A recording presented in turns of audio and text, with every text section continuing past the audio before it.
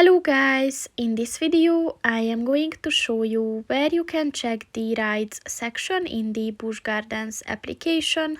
But first I just want to mention, don't forget to subscribe to my channel, because at 10,000 subscribers I am going to show you my whole YouTube revenue statistics and growth strategy, as well as how to make money online.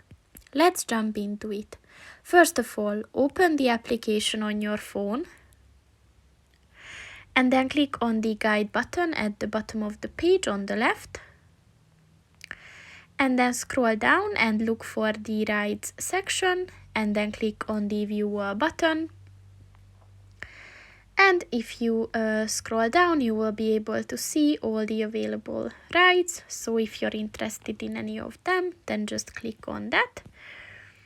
And as you can see, here's the description on the Cobra's Curse ride.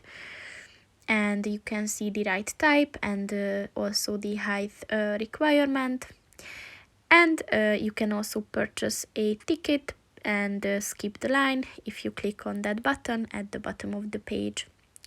So that's pretty much it for this video, guys. See you in the next one. Goodbye.